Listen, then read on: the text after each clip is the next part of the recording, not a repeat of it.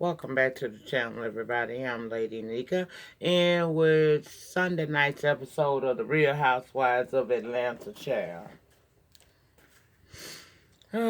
So let's get into a little bit of what went down, honey. It's season 12, episode 7. What would Michelle O do? What would she do? Now we open up with Kenya going to see Cynthia.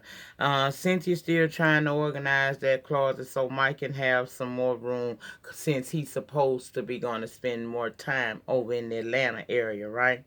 Now when Kenya go in there, she feel like the room he got is sufficient. What is the rush? She feel like Cynthia should not be trying to make such permanent moves when they are at the beginning stages of their relationship. And of course, Cynthia feels like, girl, you need to have a tall glass of STFU. Okay, that's what you need to do. Because was it not you who dated your husband for a mere 3 months and then ran off to parts unknown to be married? I said, Cynthia. And look how she do. Look at her now. Look at her now, girl. Look at her. Look at her now. She might be talking from a place of knowing what she could, a place of wanting to help you avoid the same thing she going through herself right now. It could be from a place of compassion and not a place of shade. But I know she do so much of it, you don't know the difference. That's why Cynthia a little irritated that she keep bringing it up. At least that's what she said over in the confessionals. But I think Kenya is going to help her get that closet all the way together. Now, Cynthia mentions that she could have mentioned to her or gave her some heads up that she was going to crash Marlo's event like that.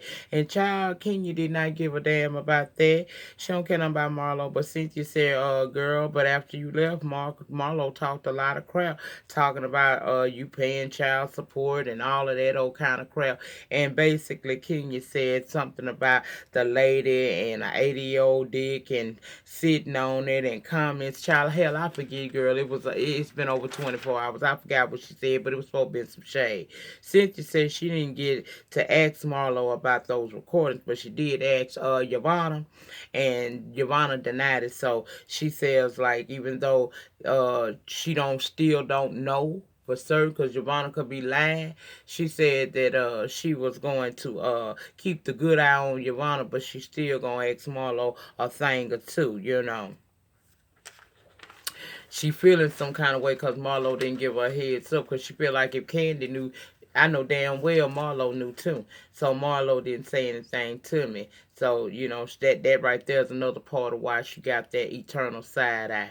Then Kenya started talking about her marriage and its woes, and she said she gonna be like, you know, Michelle Obama. She gonna be diplomatic about her situation. They just got to learn to work on the communication. Kenya, I love you by the pounds, but girl, the man checked out, you should too. Co-parent, ain't nothing wrong with an old nasty piece of co-parent. It works well. Anyway, later, Mike and Cynthia meet up with Eva and her husband, Mike. They out for lunch. They all sit down. They discuss the recording, and Mike said it's not right that somebody should record you without your knowledge.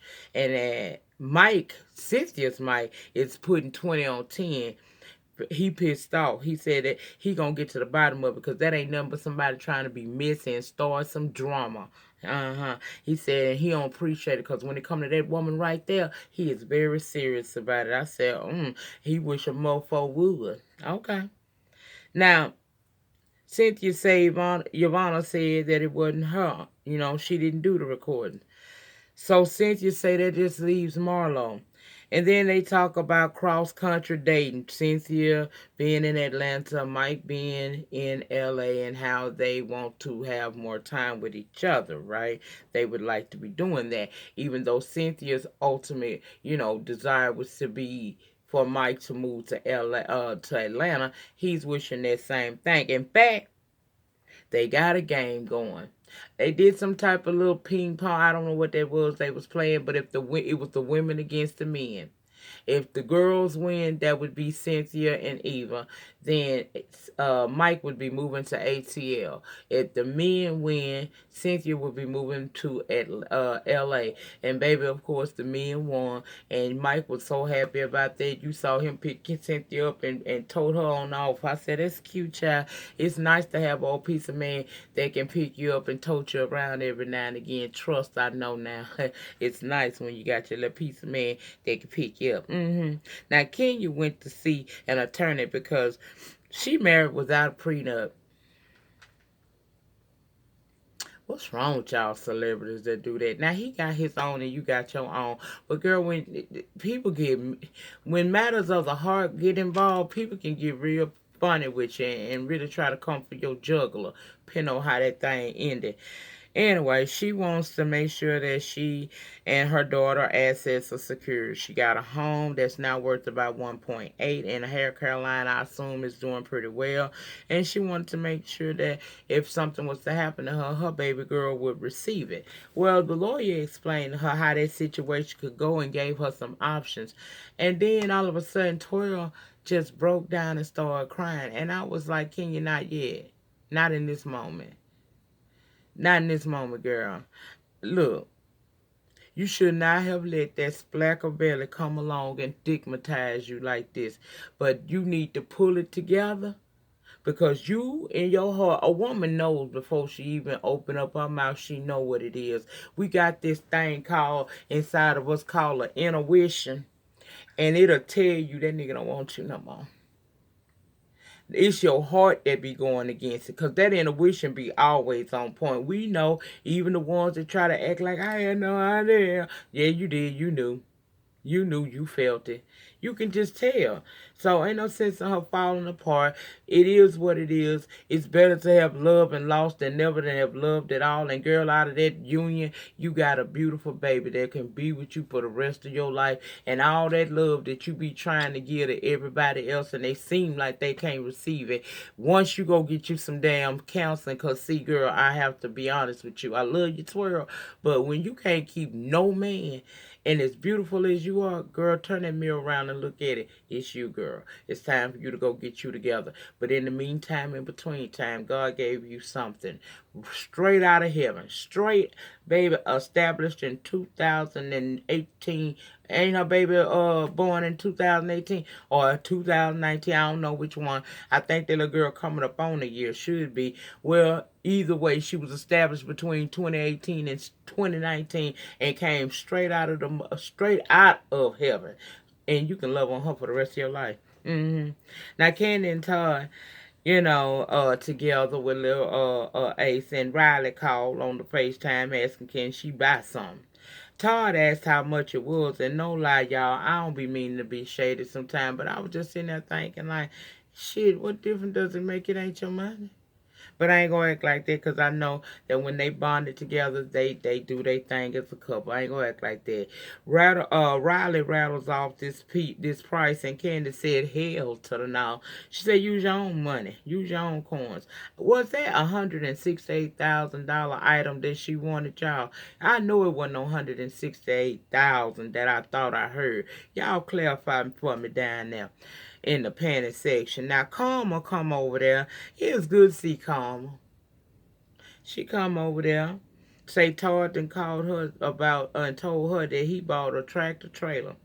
And Candace say, child, Todd and all these businesses, she just want, she appreciate the hustle and everything, but he needs to start focusing on the fact that he got this newborn baby about to come up around here in a few minutes. Then they discuss, what they gonna do with the baby in the room. Kayla is going to be moving to New York soon, so they're going to use Kayla's room as the baby room. Candy is concerned because Kayla and Todd didn't speak for like a month, and she worried about like, with this move to New York really going to cause this to be even worse with them. Todd wants Kayla to be independent, and that's cool, but I can just imagine what that must feel like being in a house, seeing Riley get all those things, and you not so much.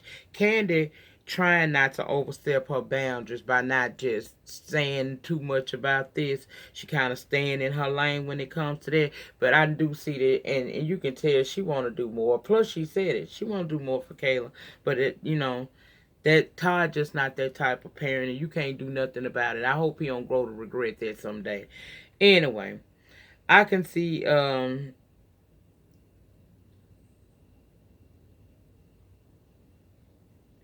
Candace say even she can understand how Kayla must feel seeing, being in the house, seeing Riley get all that stuff. She told us, they don't hate each other, but they ain't even close like that. And maybe that could possibly be a part of why, because she feels some kind of way. Plus, it's a little age gap between Riley and Kayla, but you would think they would be closer. And it could be.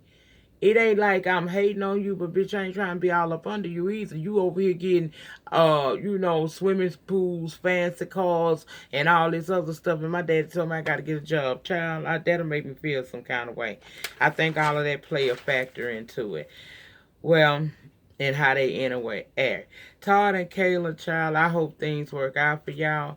So we see that the day it comes for Kayla to actually move, and she's a little bit nervous, but she's comforted by the idea my mama's in New York and I'll be able to spend some time with her, Todd ain't there to see her off. He is MIA on a business trip. It's I believe in getting your hustle on, but you can't forget about your kids. You know what I'm saying? You cannot forget about your kids and all of the things that you do.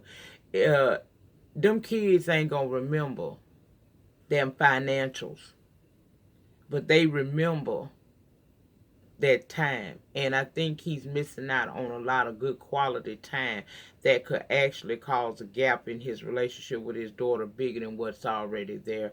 I hope he get that together, but I ain't here to go through that, okay? Now, Nene and Greg had home. He making drinks. Nene life coach Tamara comes over there, and Nene starts saying that life is good for her right now. Greg admitted to some things. Last season they was having some problems, and Greg went head on and admitted to some things, and the fact that he acknowledged it made her feel a whole lot better. But now she wants to get her sisterhood back together again. It's been a while, and she not sure, what she should be apologizing for, because they all seem to want an apology. And I'm thinking in my head, really, Nene, you don't think that it's nothing you did as to why your relationships are so messed up between these women, with you and these women. You ain't do nothing to taint that. That's the problem right there. But Tamara tells her that, well, maybe you should think about, look at the situations again and think about what you could have maybe said or did a little differently, perhaps. Then she mentions that there's a girls' trip to Carnival in Toronto coming up, and she not sure she wanted to be there because she's still trying to work on protecting her energy and keeping her inner peace. She mentions the Marlowe event where Kenya came in and disrupted the party, and before she allowed herself to go off and cuss Kenya out and all of that, she opted to remove herself from that situation, and she know Marlowe probably feel away, but she hoping that Marlo could understand that she didn't leave because she was trying to abandon her, but she is trying to be a better version of herself, so she left her friend event opposed to tearing it up like she could and has done in the past. She felt triggered in that moment. Well, Tamara suggested she call all the girls. Call them, child. Just call them and get a feel and see what's going on. And from that, you'll know whether or not you should make that Toronto trip. We see Portia and Marlo hanging out, and it was pretty good. They go boat peddling. It was cute considering they once didn't get along. They talking, Marlo trying to dig into Portia and Dennis' business, talking about she knows how these girls are. They not always open. And I say, you don't say. You don't say they ain't always open, huh? Miss Throw it in your face. That's why they don't do it. Portia says nothing personal, but she ain't trying to retell an old story. Girl, it's in the blogs. Go read it. She trying to say that they always be there for one another no matter what. And Portia says she used to support. She supported Nene, but Nene did the most on her. And Marlo said comeback was that we girlfriends. And yet we, we take so much from our men, but we don't even try to, we let these men run amok, but we throw our girlfriends away. Portia said, no, no, no, you might do that, but I don't do that because I ain't letting nothing slide right now, okay? She said she ain't letting nothing slide. If a man can't come with it right, he out of pocket, she gonna let him know it. So later on, we see them driving and end up at Dennis' hot dog business, and Portia didn't really want to go inside, but Marlo was pushing the issue. Dennis wasn't there. Marlo started talking about she should FaceTime him so Portia could say she loved him. Look here, Marlo. I don't know when you became Team Dennis, but leave us alone. That girl ain't at a place where she want to call and tell his man all of this stuff. He done hurted her. Okay? So give her the time to heal. How about you go manage them nephews and nieces that you got over there to take care of, and work on getting you a couple of more wigs and stuff to go on your wig line. It's a lot you can be doing other than digging in these people business. That girl said she going to see Dr. Sherry in a couple of days, and she gonna help her be able to dig up some of that fallow ground that she got going on as a result of this man's betrayal and heartbreak. Portia later does go see Dr. Sherry, and as they doing the pleasantries, in come Dennis, looking like a snuffleupagus in that damn jumpsuit. I said, child, I ain't know whether to bebop or start doing the running, man. I ain't know what to do. Dennis, Dr. Sherry invites him in, and he admits, and when they begin the conversation, that he made a mistake. Portia say a mistake is when you miss your exit on the freeway. What you did was intentional, and the more you say, the more you try to diminish it, the more angry I get. You made a conscious decision to sleep with someone else while I was pregnant. She can't figure out why. Because to her, they were happy. They were good. They were together all that time. And there was no hint of a problem. She was shocked. And she thought that, he'd do better than that by her. Child, she took that mistake comment as she took offense to that, and I can understand that. And no woman wants to feel like that. You think everything going good with your man because you ain't paying attention. You can't never get so far in that damn bubble that we all be in with our men when we first get with them, that we begin to not pay attention to the signs around us. It was something. If she go back in the book of her mind, she will find that it was something that that was a red flag. But he does say he's sorry, and he's going to try to work to rebuild her trust and do right by her. She ended up giving him a hug, and they left there together. And he was saying she looked good, and she told him she appreciate him at least bringing your honesty to this thing. Child, I can't put too much into that because Portia, as we know, is already back with Dennis. Okay, and I think I read something on one of them blogs where she was even talking about possibly wanting to have another child with him. So if this man ain't what he's supposed to be, we'll be right back visiting this on, and she'll have this as another storyline. But I'ma always hope for the best. But girl, vet these men, vet them, and vet them well. But that brought us to the end of another episode of The Real Housewives of Atlanta, season 12, episode 7. What would Michelle O do? That's it. Y'all remember, in closing, as always, the depth of your struggle will determine the height of your success. In the meantime, in between time, please remember to rate the video. Ratings get me recognized on these YouTube streets. Comment down below in the comment section. Let me know what you thought about this week's episode of The Real Housewives of Atlanta. I want to hear what you think, honey. If you have not subscribed to this channel or my backup channel, Lady Nyca Live, please subscribe to both of those channels today. Tap your notification bell and set them to all so that each and every time I drop a pre-recorded video or go live from either channels, you're going to get a notification and you can come in and join in the conversation that's always going on in the live chat or in the comment section of any pre-recorded video. You guys have a great remainder to your week. Don't stress yourself out, child. Christmas next week, child. Ain't no sense in stressing. If you ain't did it by now, you ain't got but a couple more days to do it. And if you can't get it done by then, girl, that's just it. Don't worry about it, honey. Don't worry about it. Because I'm not, okay? I'm speaking from a place of knowledge, okay? Y'all have a good one. I'll see you on the next one. Peace.